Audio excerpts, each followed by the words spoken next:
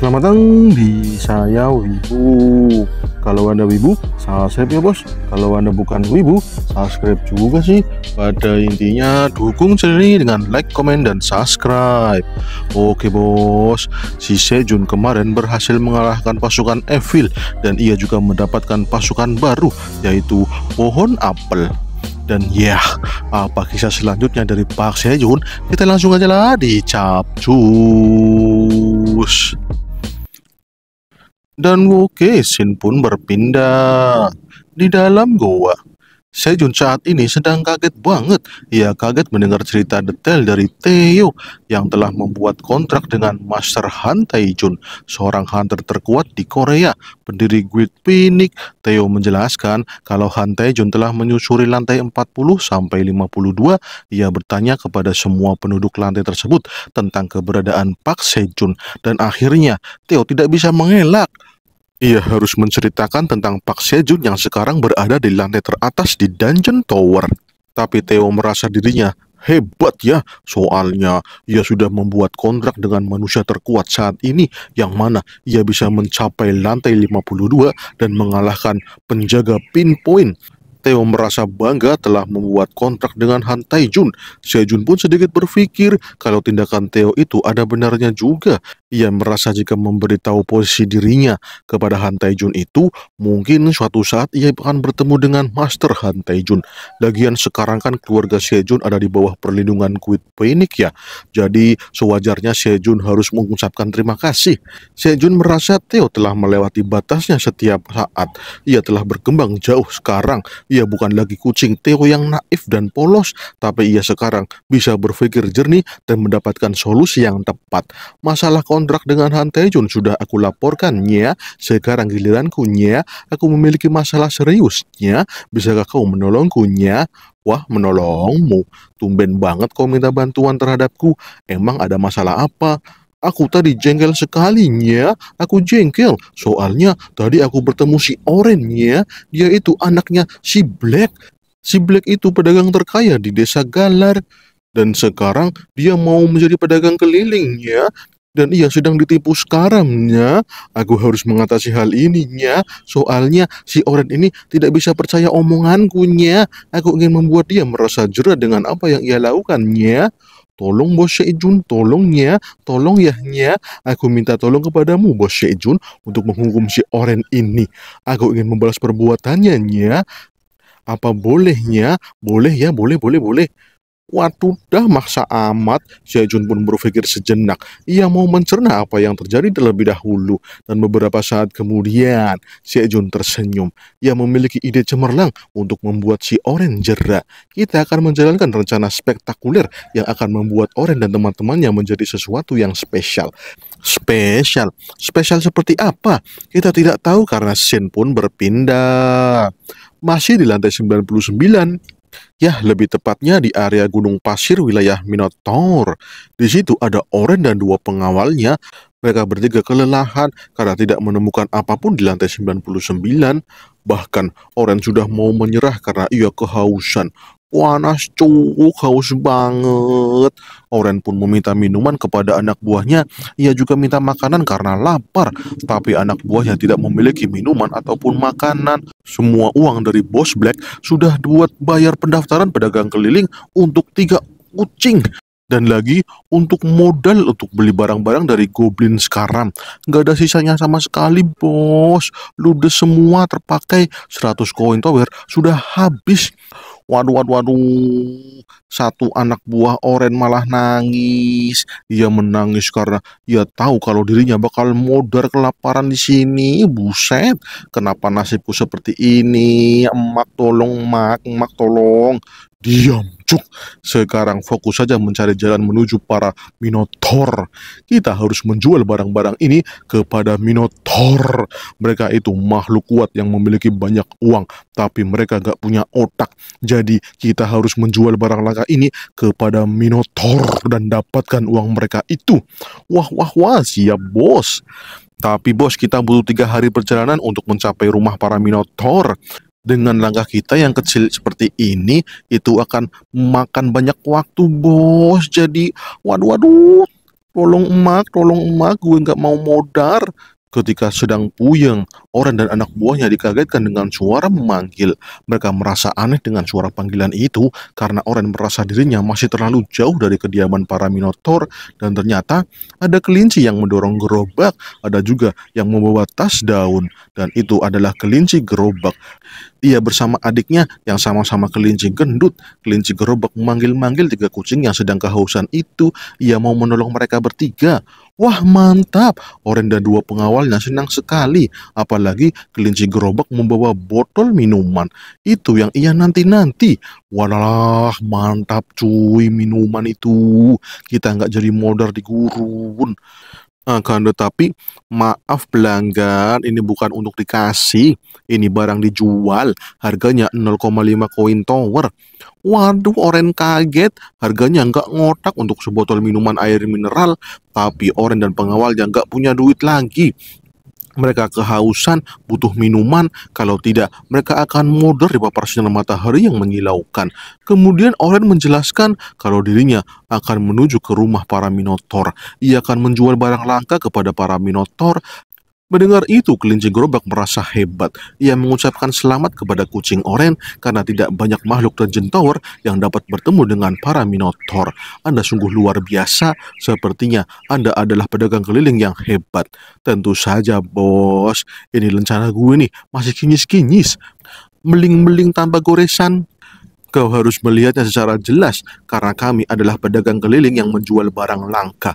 Dan oke, karena kucing Oren adalah pedagang yang mau menjual barangnya kepada Minotaur, kelinci gerobak pun menawarkan metode pembayaran pay later, alias ngutang dulu, kemudian bayar lagi ya setelah uangnya dapat.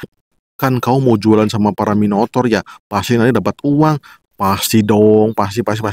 Nanti bayar ya pas punya duit. Wah, mantap, Oren senang sekali. Ia menyetujui program pay later yang ditawarkan oleh kelinci gerobak. Mantap bos, gasken, berikan aku minumannya. Tapi sebelum mengambil minumannya, Oren disodorkan kontrak sihir. Waduh, kontrak sihir. Mau minum aja pakai kontrak sihir. Apa-apa Anda ini kelinci. Oren jadi bingung, ia bengong sendiri. Kelinci gerobak pun menjelaskan kalau Oren dan dua pengawalnya harus mendatangi kontrak sihir ini. Dan isi kontrak ini adalah kucing Oren dan dua pengawalnya harus membayar biaya minuman ini dalam waktu 3 hari ke depan. Jika gagal bayar, maka Oren dan dua pengawalnya akan membayar 10 kali lipat dari harga minumannya. Buset dah, 10 kali lipat. Ampun dah, Oren kaget. Kenapa bisa seperti itu? Ya gimana lagi bos? Banyak yang membeli kemudian kabur. Harus ada kontrak sihir. Jika tidak, kau akan kabur juga. Dan oke dah, karena Oren berpikir akan menjual barang langka kepada para Minotaur, maka ia akan mendapatkan uang yang banyak. Jadinya 3 hari ke depan ia akan membayarnya. Dan oke dah, tanda tangan kontrak pun dibuat. Ya, kontrak selesai ditandatangani. Air minum pun diambil oleh Oren dan anak buahnya. Mereka mengambil semua minuman itu dan menaruhnya di tas bandel mereka. Dan oke dah, saatnya berangkat. Oren dan dua pengawalnya langsung minum dan OTW ke tempat para Minotaur. Mereka berjalan dengan cepat untuk mencapai kediaman para Minotaur. Tapi kelinci gerobak terlihat senang dengan apa yang ia lakukan. Ia mengatakan kalau tugasnya di sini sudah selesai. Selanjutnya, giliran kakak sabit. Waduh, ada lagi ya. Seperti apa ya? Kita belum tahu karena scene pun dipercepat. Keesokan harinya, Oren sedang minum. Ia sangat kehausan. Soalnya di sini gurun yang panas, kalau nggak minum bisa modar. Jadi kucing kering dah, modar dah, bahaya bos. Tapi karena seharian minum mulu, jadi si Oren dan dua anak buahnya kelaparan. Mereka jadi lemas karena hanya minum doang. Wadidaw, bahaya ini. Perutnya sama sekali belum diisi. Waduh, butuh aliran energi ini. Oren pun meminta makanan yang disimpan di tas bundling milik anak buahnya. Tapi udah nggak ada bos, nggak ada lagi. Cuman ada air minum. Nggak ada. Cuman minuman doang. Oren pun marah dan merebut botol minuman yang ada pada anak buahnya. Ia jengkel banget dengan perjalanan yang ia lakukan. Buangke bener dadah. Kemudian salah satu anak buahnya kaget ya. Ia kaget melihat sesuatu yang luar biasa. Bos, bos, bos, itu warung makan. Itu bos Oren, itu tuh. Ada warung makan itu. Teriak si anak buah kegirangan. Wah beneran, Oren dan dua anak buahnya bener-bener sangat-sangat senang. Mereka langsung tergoda dengan aroma masakan yang ada di warung makan itu. Ini beneran aroma makanan, bos. Mantap, ayo kita makan. Itu bau ikan bakar, cuk. Lezatos markotos-kotos. Wadidaw, Oren malah keluar semua air liurnya. Dan ini dia warung makan yang didirikan oleh kelinci Sabit dan adik-adiknya. Mereka mempersilahkan Oren dan dua pengawalnya untuk makan di warung spesial ikan bakar. Buset, beneran ikan bakar, mantap bro.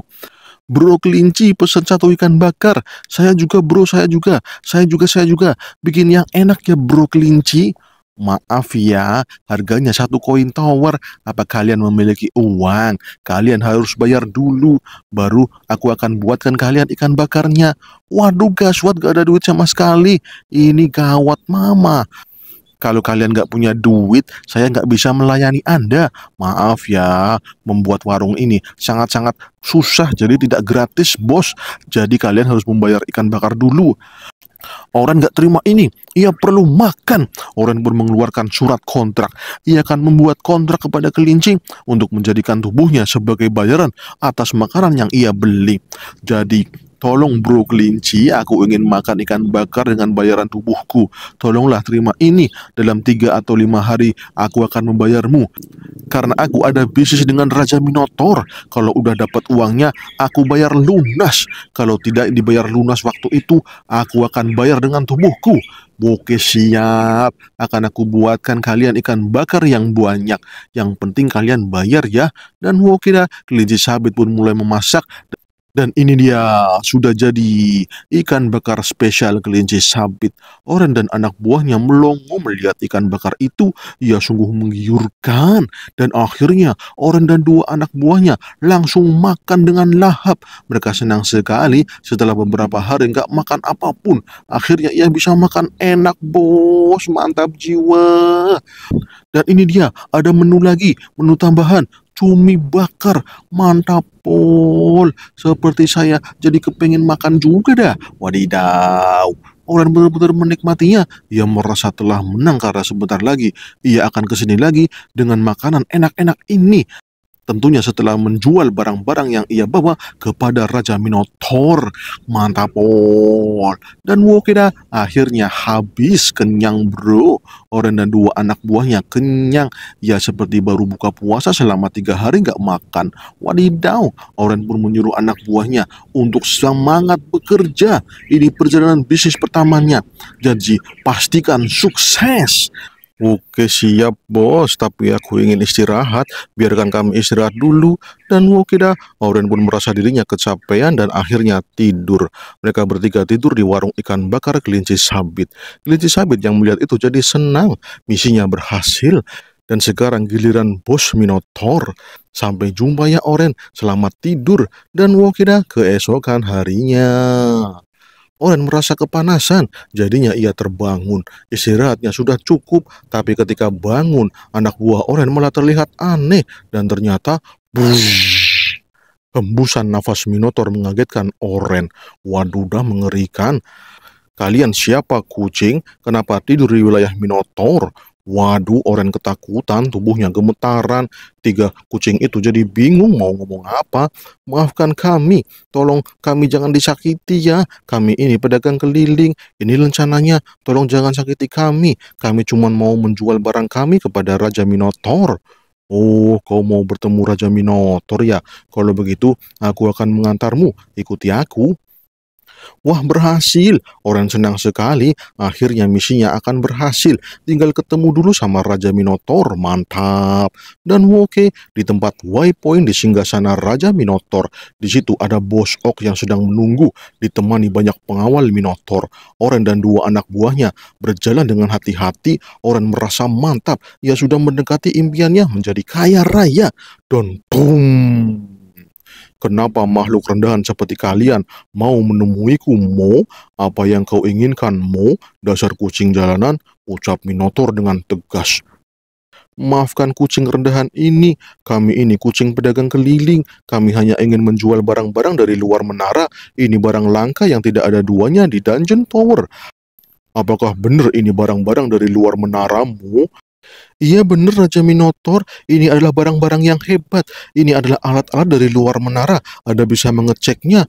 Kalau begitu, aku akan mengundang naga hitammu, naga hitam yang agung yang akan menilai barang-barangmu, Mo. Dan ini dia naga hitam yang agung. Berikan rasa hormatmu kepada naga hitam agung Pak Sejun. Yo, selamat datang di lantai 99, aku Pak Sejun naga hitam yang agung, ucap Sejun dengan penuh percaya diri. Sejun dan Bos Ok pun berdiri dengan penuh aura kekuatan. Mereka seperti sedang berdiri dengan gaya. Oren dan dua pengawalnya jadi ketakutan. Mereka tampak tak berdaya di hadapan makhluk terkuat di Dungeon Tower. Tapi Oren merasa dirinya sangat beruntung. Soalnya ia merasa dirinya sebagai seorang kucing yang sangat hebat dari desa Granar. Soalnya telah bertemu dengan naga hitam yang agung. Waduh, dia adalah satu-satunya kucing yang menjumpai naga hitam yang agung. Ini prestasi luar biasa. Aku naga hitam Pak Sejun. Aku akan menilai barang-barang yang kau tawarkan. Aku memiliki penilaian sempurna terhadap semua barang. Jadi jangan bohong di hadapanku. Mendengar itu, Oren pun langsung menghadap ke Sejun. Ia menghadap dan membawa tas bandel yang berisi barang-barang di luar Dungeon Tower. Oren berpikir kalau dirinya berhasil menjual barang-barang ini, ia akan kaya raya. Ia bakal sukses menjadi pedagang keliling yang telah bertemu dengan naga hitam yang agung. Bener-bener keberuntungan kucing spesial. Oren pun mengeluarkan semua barang-barang yang ia bawa.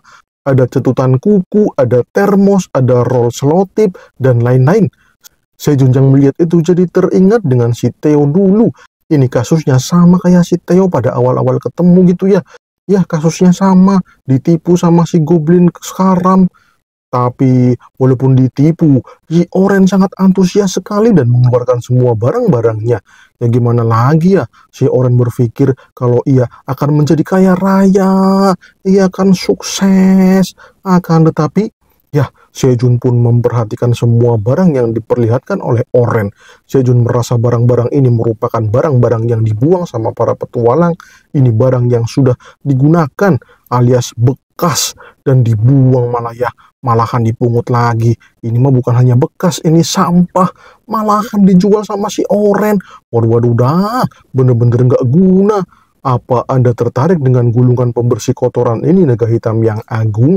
Ini murah loh. Harganya 100 koin tower. Tapi hari ini saya diskon 50%. Jadi 50 koin tower. Harga spesial untuk naga hitam yang agung ini. Waduh dah, dua pengawal Oren malah jadi panik. Ia menjual barang kemahalan itu. Itu kan belinya sama sekarang kan 5 koin tower ya. Malah dijual lagi 50 koin tower. Gile tuh Oren. Bagaimana naga hitam yang agung? Apakah Anda menginginkan benda tersebut? Ini benda langka loh. Di Dungeon Tower tidak ada duanya. Langka bener. Very langka naga hitam yang agung. Sejun pun menghela nafas. Ia menjadi tidak sabar untuk menguak kebodohan si Oren. Aku tadi sudah mengatakan untuk tidak membohongiku. Kau mengabaikan perkataanku. Benda langka apaan ini? Ini adalah benda yang sangat mudah dibeli di dunia manusia. Bahkan yang kau jual ini barang habis pakai. Nih lihat kotor semua ini, penuh dengan debu. Kau pikir menjual barang ini bagus ya? Kau menjual barang sampah. Kau telah membodohi naga hitam yang agung dengan barang sampah ini. Apa maksudmu, ha? Apa kau menganggap naga hitam yang agung itu makhluk yang bodoh? Waduh, maafkan aku naga hitam yang agung. Maafkan aku. Aku diberitahu kalau barang-barang ini memang barang-barang yang langka. Ini barang yang langka yang didapatkan di luar Dungeon Tower. Aku minta maaf naga hitam yang agung. Tolong nilai kembali barang-barang ini naga hitam yang agung. Barangkali Anda salah menilainya. Waduh, gaswat, salah ngomong, cuk. Oren langsung panik dengan ucapannya itu. Gaswat, malahan menyalahkan naga hitam yang agung. Gaswat. Don buar. hendakan power yang kuat dari Bos Ok, dan itu membuat Oren terguncang hebat. Berani-beraninya kau mengatakan hal itu kepada naga hitam yang agung. Kau mau aku jadikan bubur, ha? Ucap Bos Ok marah. Sejun yang melihat itu aslinya gemetaran karena kaget, tapi ia berusaha untuk tenang. Oren sendiri terhempas dan ia jatuh. Ia panik luar biasa. Tamat sudah dah masa depanku. Ampun, ampun, ampun. Waduh dah, pakai menghantam lantai segala. Kaget bro, mau pingsan ini. Ucap Sejun dalam hati. Mohon ampun kepada Bos Ok, mohon ampun kepada naga hitam yang agung. Kami tidak berani menyalahkan penilaian dari naga hitam yang agung. Kami tidak bermaksud untuk menipu. Kami hanya menjual barang yang kami beli. Mohon pengampunannya, mohon ampun, mohon ampun. Waduh, gimana ini? Ternyata benar kata Theo. Si sekarang itu penipu. Malah menjual barang-barang buangan. Waduh, bakal tamat riwayat gue. Ucap Oren dalam hati. Aku tidak akan menyakitimu, kucing malang. Aku tahu kau tidak tahu apa-apa mengenai dunia perdagangan. Sebagai naga hitam yang agung, aku mengampunimu sekarang. Tapi yang paling utama, kau harus melunasi semua hutang-hutangmu. Waduh, Oren kaget. Ia memang memiliki hutang yang banyak saat berjalan ke sini. Waduh, gaswat ini mah. Kalau nggak dibayar, bisa gaswat. Waduh, gimana ini? Percuma lah, malah gak dapet duit, malah diomelin. Gak bisa bayar utang ini mah. Waduh. Orang bener-bener panik ini dah. Hai kucing-kucing dari desa Granar, kalian semua telah minum dan makan. Itu semua berasal dari pertanian kami. Kau tidak bisa mengkonsuminya dengan gratis. Kalian harus bayar semuanya. Kelinci, berapa utang mereka? Cepat hitung. Oren kaget, di situ malah ada kelinci pedagang ikan yang kemarin. Dan kelinci itu menjelaskan kalau para kucing itu berhutang 500 koin tower. Dan itu semua adalah hutang dari minum-minuman, makan makanan, dan juga penginapan. Itu semua total hutangnya 500 koin tower. Sekarang bayar hutangmu 500 koin tower. Kalau kau tidak bisa bayar, kau harus bayar dengan tubuhmu. Waduh dah, bayar dengan tubuhku. Apa maksudnya? Apa aku akan dipreteli? Waduh, gaswat. Tentu tidak, Mo. Kau harus bekerja di sini, Mo. Kau harus membuat batu bata, Mo. Kau harus membuat batu bata yang seperti ini, Mo. Kemudian diperlihatkan ada Minotaur yang mencontohkan membuat batu bata. Dan ternyata sekarang banyak Minotaur yang sedang bekerja membuat batu bata. Wah, ternyata banyak banget ya. Kayaknya sekarang para Minotaur tidak memakan lumpur lagi, soalnya lumpurnya dibuat batu bata gitu ya. Sejun pun berkata kepada Oren dan dua pengawalnya, kalau mereka harus membayar 500 koin tower dengan tubuh mereka, maka Oren dan dua pengawalnya harus membuat batu bata sebanyak 500.000 batu bata. Karena harga satu batu bata itu 0,00 koin tower. Bujur buset, batu bata segede itu harus dibuat dengan tangan mungil kucing. Itu tidak mungkin, ucap Oren ketika melihat kegiatan Minotaur yang membuat batu bata yang besar. Kami tidak mungkin melakukan hal tersebut, naga hitam yang agung. Tubuh kami ini kecil untuk melakukannya. Apalagi kami harus membuat 500.000. Itu akan memodarkan kami, naga hitam yang agung. Ya itu konsekuensinya. Kalau tidak ya bayar 500 koin tower sekarang juga. Itu bayaran yang sesuai. Kalau kalian tidak mau membayarnya, ya aku akan membuat kalian tinggal di sini selamanya, alias membuat batu bata seumur hidup kalian. Waduh, Oren dan dua pengawalnya panik luar biasa. Mereka ingin menjadi pedagang keliling yang sukses. Ya, malah salah sasaran, nyusup seperti ini. Waduh. Ini semua gara-gara ditipu sama si sekarang, Bang. Maafkan kami, naga hitam yang agung. Tolong berbaik hatilah kepada kami. Kami ini kucing biasa yang tidak pernah bekerja dengan kekuatan kami. Kami cuman kucing yang lemah. Jadi kami tidak akan sanggup membuat batu bata ini. Walaupun cuma satu, kami tidak sanggup. Jadi tolong gunakan tubuh kami untuk hal yang lain, naga hitam yang agung. Tolonglah kami. Sejun pun berbaik hati. Ia akan memberikan pekerjaan lain kepada 3 kucing ini. Mereka akan dipekerjakan di divisi perdagangan. Tugasnya adalah mendistribusikan hasil pertanian untuk dijual kepada para manusia dan dipimpin oleh kepala divisi perdagangan. Tugasnya lebih mudah daripada membuat batu bata, tapi harus dimengerti kalau tugas ini perlu kerjasama. Jadi harus nurut sama kepala divisi. Kalian akan dipekerjakan sebagai anak buah dari kepala divisi perdagangan selama 10.000 hari. Itu untuk membayar hutang kalian, dan itu sudah termasuk biaya makan dan biaya menginap. Jadi bekerjalah dengan benar, ikuti arahan dari kepala divisi perdagangan. Siap, siap, siap, siap. Kami akan melakukannya, Naga Hitam yang Agung. Terima kasih atas kebaikan Anda, Naga Hitam yang Agung. Kami sangat berterima kasih atas kebaikan Anda. Terima kasih karena telah memberikan kebaikannya kepada kami, Naga Hitam yang Agung, ucap Oren sambil sujud kepada Pak Sejun. Sejun pun membuat perjanjian kontrak sihir kepada 3 kucing itu. Mereka akan diikat dengan kontrak sihir ini supaya bekerja dengan baik, jangan kabur. Kalau kabur, resikonya mudar. Dan wokeda, ditandatanganilah perjanjian kontrak sihir di mana si Oren dan 2 pengawalnya itu akan bekerja sebagai jongosnya kepala divisi perdagangan. Perjanjian kontrak sihirnya telah dibuat. Mulai sekarang, Oren dan 2 pengawalnya telah resmi bekerja sebagai pedagang di divisi perdagangan. Dan semua itu dihitung mulai hari ini dari 10.000 hari bekerja. Dan okelah, sekarang saatnya untuk kalian bekerja. Dan ini dia kepala divisi perdagangan pertanian Sejun, Abang Theo, si sales cat yang telah menjadi pedagang keliling tingkat menengah. Theo pun melompat dan hinggap di bahu Pak Sejun. Ia berkata kalau dirinya adalah sales cat Theo. Ia adalah karyawan kesayangan Naga Hitam yang Agung, yang mana ia adalah kepala divisi perdagangan pertanian Pak Sejun. Jadi turuti semua perkataanku nya. Wasem, Theo. Oren tidak terima. Theo adalah kucing miskin jalanan yang tidak tahu diri. Tingkatnya lebih rendah dari dirinya. Masa ia harus bekerja di bawah pimpinan Theo?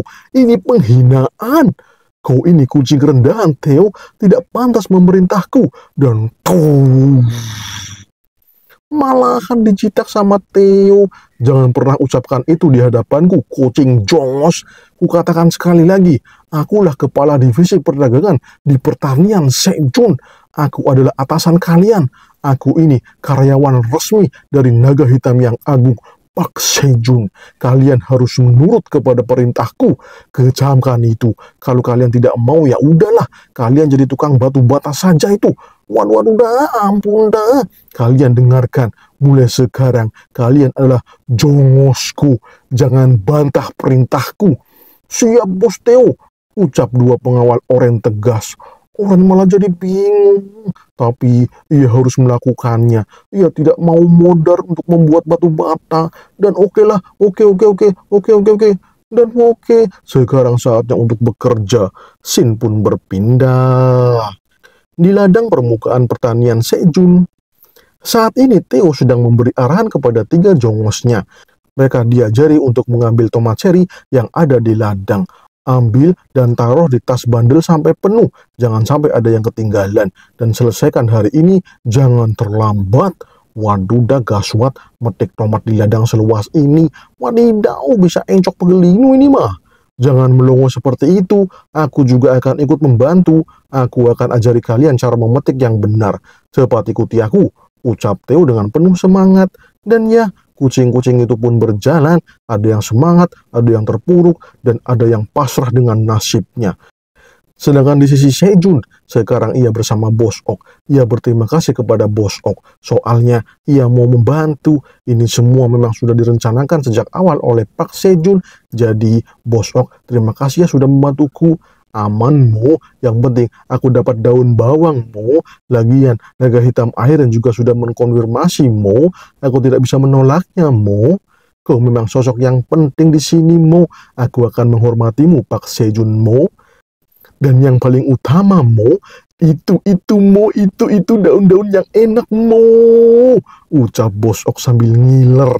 Walah, sampai segitunya, Sejun yang melihat itu jadi mengerti. Dan oke dah, saatnya untuk makan-makan yang enak. Ambillah itu, daun bawang dan pohon tomat cherry yang sudah tidak berbuah lagi. Ambil semuanya. Walah, malah semangat langsung lari itu si Bos Ok. Ya, Sejun senang semuanya berjalan sesuai rencana. Sekarang tinggal melanjutkan aktivitas. Oke, gas. Pertanian Sejun dapat karyawan baru. Akan tetapi, Sejun mendengar ada ribut-ribut di area pertanian. Ada apa dah? Kenapa malah pada ribut-ribut? Ternyata itu si Theo. Ia sedang marah-marah karena kucing baru pada nggak becus kerjanya. Udah dibilangin jangan metik yang hijau, itu belum matang. Kau buta warna ya? Kau lagi jangan cabut tangkainya, petik bersama tangkainya. Sudah diajarin tadi malah nggak paham. Kau ini gimana sih? Waduh, dah, padahal aku sudah mengajari kalian tadi, malah prakteknya pada nggak becus. Ini gimana sih? Apa kalian mau aku pecat sekarang juga? Kalian harus membuat batu bata sekarang. Waduh, ampun Bos Theo, ampun, ampun, ampun. Ampun dah, ampun. Kalau nggak mau ya kerja yang bener, kerjakan sesuai apa yang aku ajarkan tadi. Jangan nggak becus, cepat kerjakan lagi. Lah, Sejun yang melihat itu jadi geleng-geleng kepala. Tuh kucing main marah-marah. Perasaan dulu Theo juga sering melakukan kesalahan dah. Ya, dahlah, biarlah, biar dia puas sebagai atasan sekarang gitu ya. Dan terlihat di sisi Theo, ia masih memarahi 3 anak buahnya. Ia benar-benar gedik dengan 3 kucing itu. 3 kucing yang gak guna. Waduh, gaswat. Kebanyakan rebahan sih jadi gak guna. Kayak kalian gitu ya, banyakan rebahan. Walah. Begitu kata kucing Theo sambil senyum sinis. Dan mungkin sekarang saatnya untuk mengatakan bersambung. Waduh, dah malah bersambung, bos. Oke bos, terima kasih sudah menonton. Silahkan like, komen, dan subscribe. Kita berjumpa lagi di video-video selanjutnya terkait dengan alur cerita manhwa. Oke dah, salam cus.